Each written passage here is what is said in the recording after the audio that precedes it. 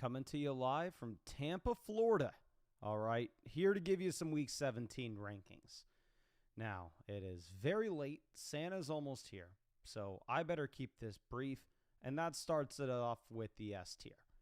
Puka Nacua is somebody we need to have a big week here, ladies and gentlemen. He had a big week last week. He scored 46.5 fantasy points. The week prior, he scored 28. The week before that, he scored 35.7. It's a good matchup against Atlanta. You actually have an implied team total of 28.5 points here for the Los Angeles Rams. So this is super freaking important. It is also important because your boy has some pretty big things going on in underdog drafts at the moment, where we had incredible advance rates weeks 1 through 14. Week 15, we crushed. Week 16, we absolutely crushed. And now we have a ton of teams in the underdog finals. This big dog team is one of 10 in the finals of that tournament. 200,000 for first, 10,000 for 10th place. We've at least got 10,000 locked up there.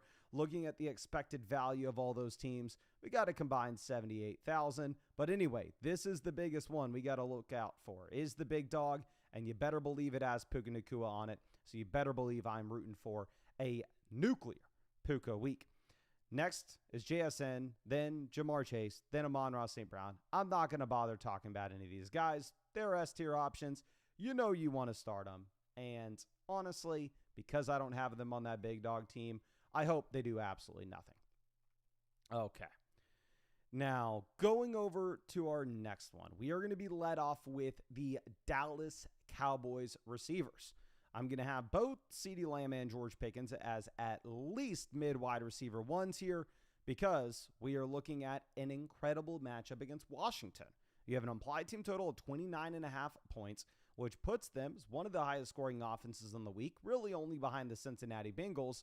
Obviously, you like this setup. If you go through and if you look at what you've gotten from these receivers as of late, CeeDee Lamb, since coming back from his injury, at the very minimum, has at least given you 10 fantasy points every single week and at least given you 7 targets. George Pickens has been a little bit more up and down, but with Pickens, you have the incredibly high ceiling regardless. And we've seen him since Lamb's return from his own injury. I mean, being a top 5 wide receiver in 3 separate weeks. Now, moving over to Drake London. London, his first game back, didn't look great, but he had 8 targets. So I'm just going to go right back to him. I mean, we had London coming through with some very impressive wide receiver 1 overall weeks earlier in the season. Then going over to Nico Collins. I sadly had Nico Collins on my Flock League team. RIP us in the Flock League. Do I want to talk about it? Not at all. I'm going to pretend like I'm not even in that league, and I'm going to pretend that my underdog best ball teams are the only thing that matters. But looking at this, with Mr. Nico, yeah, he was the wide receiver 36 last week. Thanks for nothing, buddy. Thanks for not helping me one bit. But he still had 9 targets. He still has been a target monster so far this year. This matchup against the Los Angeles Chargers is an incredibly important game. I will say Houston doesn't project to score a ton of points, which is a little bit concerning here. Now, another team that I have on this massive big dog underdog team that's in the finals is going to be Chris Olave. Another player, that is. I apologize.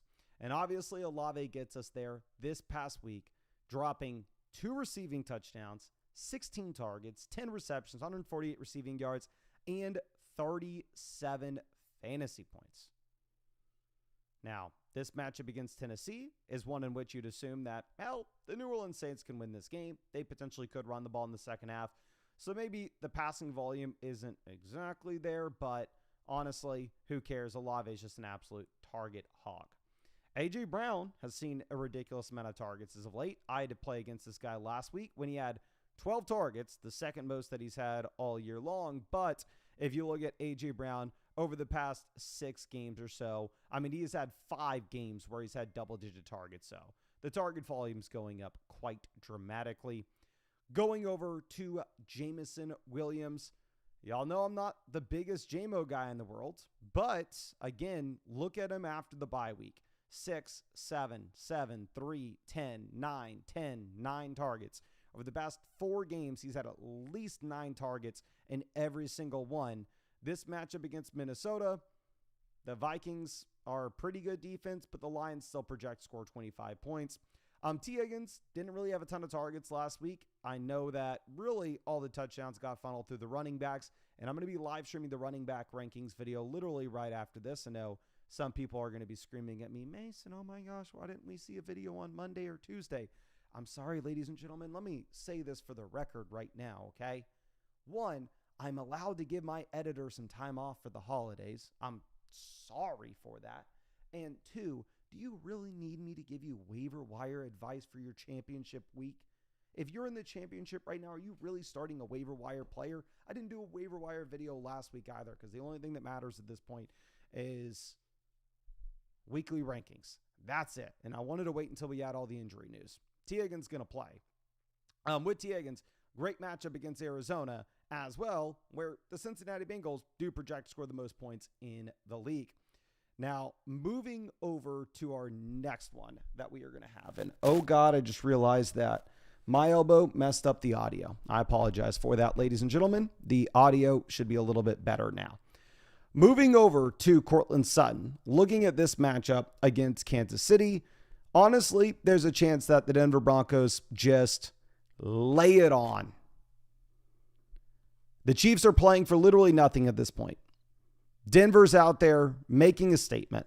Implied team total of 25 points. You'd assume this is a game in which they're able to just run the ball over and over and over again. But Sutton, dropped 20 fantasy points on my head last week and had 10 targets in 3 weeks straight. Wan'Dale Robinson, super disappointing this past week in a tough matchup against Minnesota when Jackson Dart couldn't complete a pass. However, he still is getting the target volume. He's had at least 6 targets every single game since week 9. He's had at least 7 targets in every game but 1 since week 5.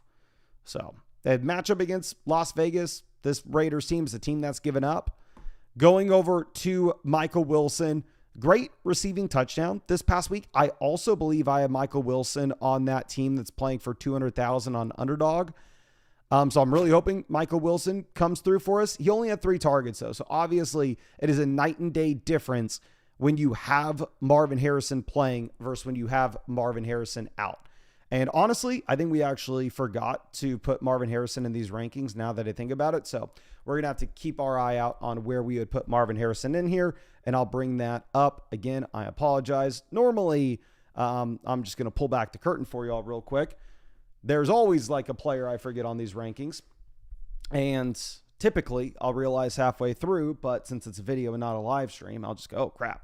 Well, let me just add them in here halfway through and keep it going, but can't do that because we're live, giving the editor Christmas Eve off, which I apologize for doing that for y'all. But anyway, moving over to this next one. It's hard to tell how this stream looks when we're on the laptop here. We have Mike Evans leading us off. Evans came away with the receiving touchdown this past week. Obviously, target volume was fine. 9 targets, only 31 receiving yards, though. If it wasn't for the touchdown, would have been a pretty gross day, but he's had back-to-back fantasy performances with being a top 24 option. Good matchup against Miami as well. Going over to Tetairoa McMillan, he had 10 targets and the receiving touchdown this past week.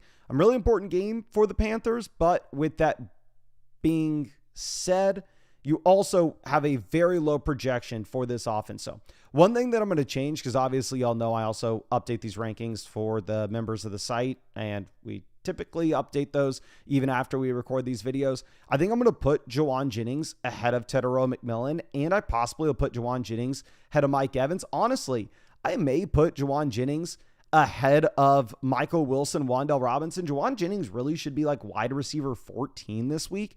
Now, I'm going to be completely honest with y'all. I know I keep talking about this, but the only thing I got to look forward to this week is freaking that Underdog team. I need George Kittle to play. So I'm praying to God that Kittle is out there.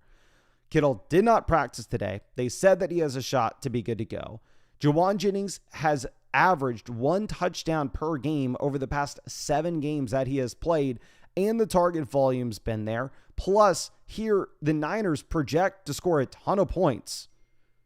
So I would say that Juwan Jennings is somebody that we should go ahead and honestly lock in and probably needs to be higher in these rankings. Moving over to Devonta Smith.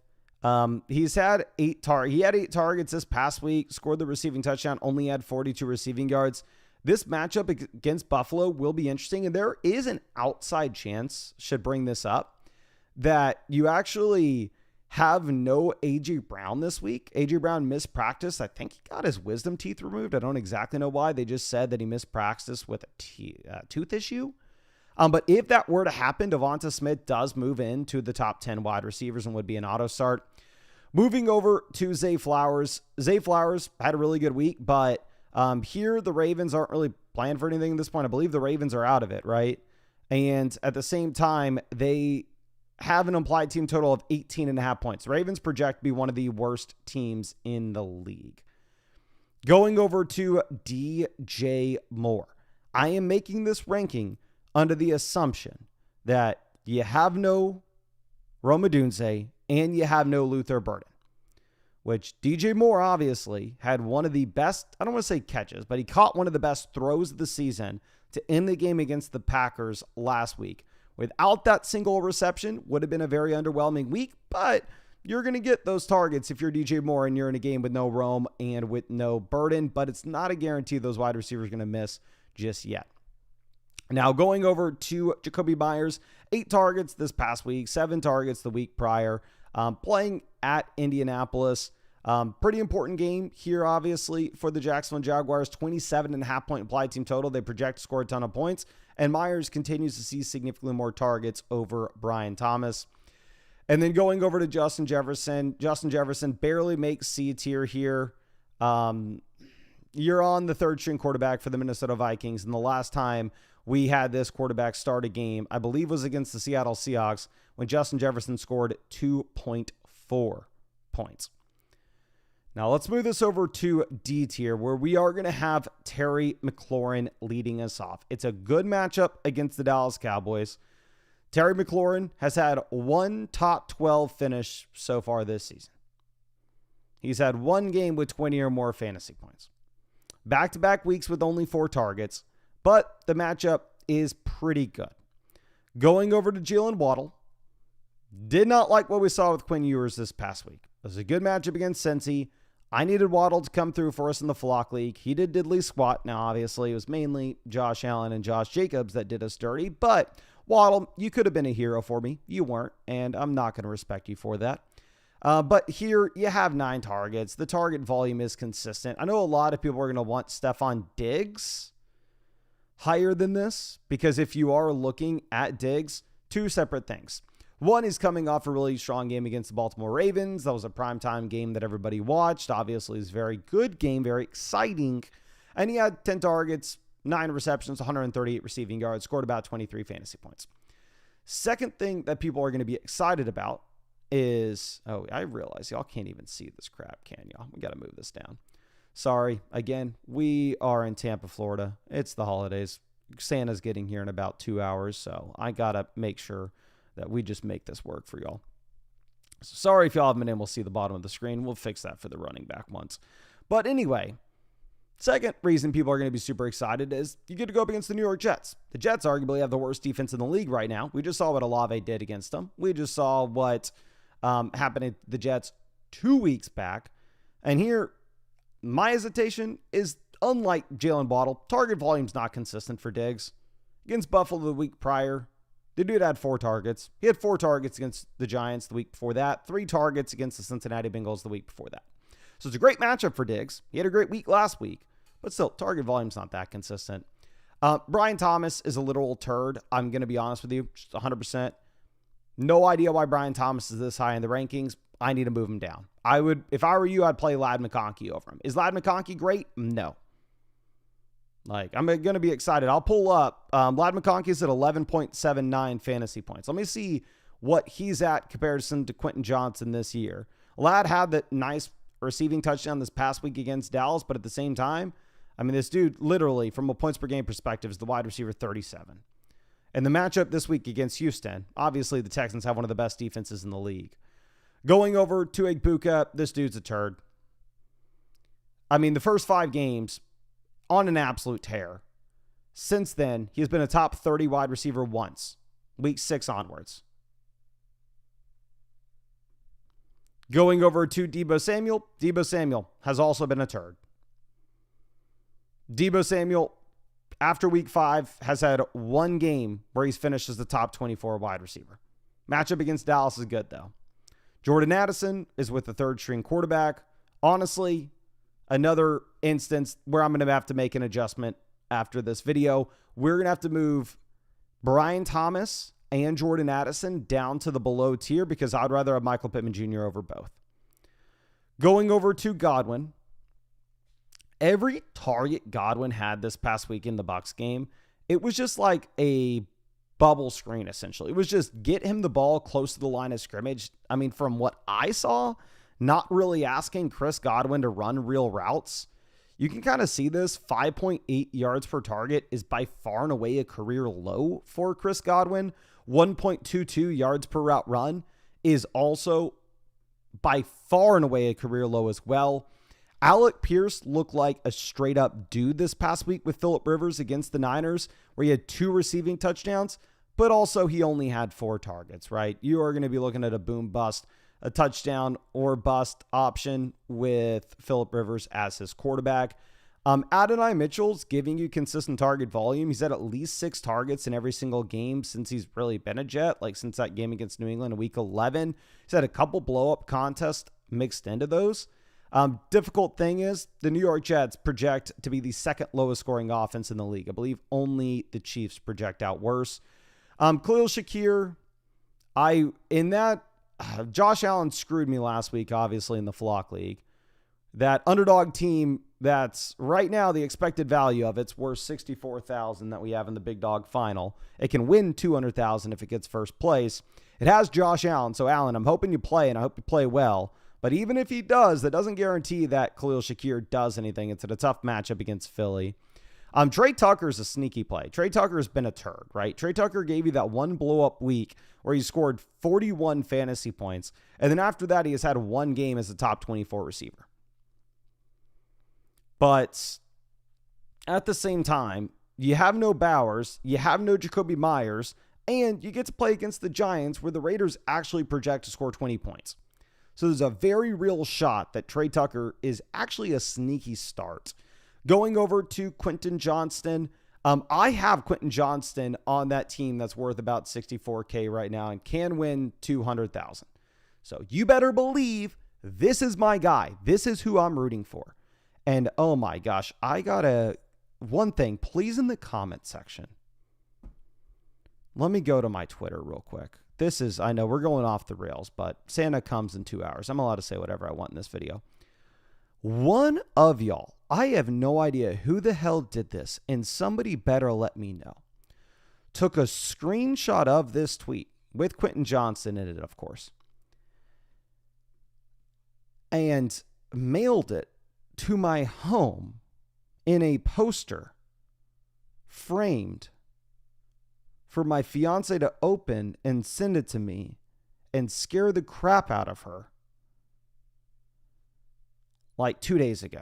So whoever sent that to us, somebody tell me, okay? Because I'm honestly a little bit creeped out. But I'm hoping Quentin Johnston does something. He helped us out this past week, but it was a good matchup against Dallas. He had over 100 receiving yards, but at the same, he only played 59% of the snaps. Like Trey Harris is actually getting out there, which is pissing me the hell off. I'll tell you that much. And then I just threw in a bunch of these random Packers receivers. I don't know what Packers wide receivers are healthy.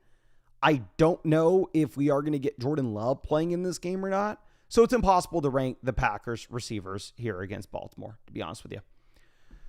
Now, moving over to the F tier guys, I would rather not play these guys if we could avoid it. Troy Franklin's been playing way less than he did earlier in the year, seeing way fewer targets as well. Keenan Allen, I am really seeing no upside whatsoever. I mean, if you go through it, if you look at what Keenan's done in the second half of the year, like he has finished as the top 24 wide receiver, or he's finished as a top 30 wide receiver once after week 3. Like there's no upside since Gadsden has broken out. Xavier Worthy, it doesn't matter that Rashee Rice is done for the year. Like there's no upside here whatsoever. The Chiefs project to be by far and away the worst offense in the league. No interest in Xavier Worthy. If you're playing Jalen Coker, in my opinion, you're just getting cute with it. I don't know why you would try to go that try hard in a tough matchup against Seattle. Jaden Higgins looked like he was going to flash and do something, but since then he's fallen flat on his face. A total of 21 receiving yards over the past 2 weeks. Shaheed, good punt returner, but from a receiving perspective, not giving you any volume.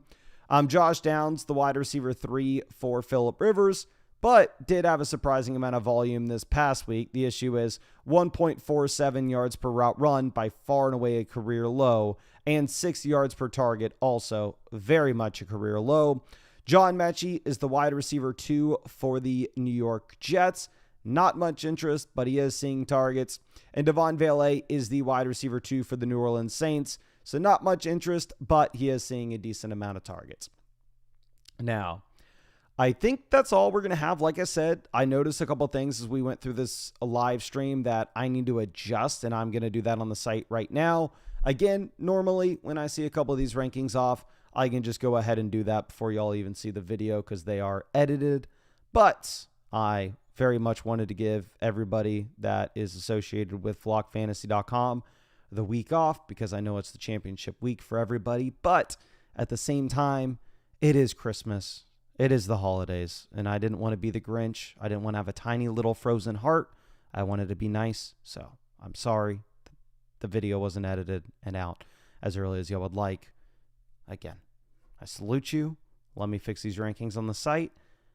Just tweak them a little bit where we talked about in this stream, and then I will also get the live stream set up for us to go over the running back rankings and possibly the quarterback and tight end ones. I need to see if the editor made a thumbnail for that. And one other thing that I probably need to mention as well. I know y'all don't need to hear an ad of, hey, sign up to Underdog Fantasy, blah, blah, blah. Y'all have heard me say that 1,000 times over, right? You've either signed up to Underdog or you haven't yet. But I know most of y'all have already signed up, and I need to make sure that I point out to y'all, just because you're already on there, and it's legit something you should take advantage of because it's too good of an offer not to. That's why I retweeted it and dropped a like on it. On Christmas Day, they're doing a Jahmyr Gibbs gimme pick. Higher, lower, half a total yard on Underdog. They're doing additional promos, like a 50% profit boost on Monday, but they're doing these random, like, unwrap your promos where everybody gets their own specific one on additional days as well. So at the very minimum, take advantage of that Jahmyr Gibbs free pick tomorrow on Christmas Day, but also look for these other ones as well. Again, I understand y'all don't need to hear a 5-minute Underdog ad. Y'all have either signed up already or you're never going to. So not going to hit you with that, but I will remind everybody that's on the app right now, please, for the love of God, go use that free Jahmyr Gibbs gimme pick because there's no reason not to. But much love, ladies and gentlemen. I will see y'all with the live stream in about 10 minutes.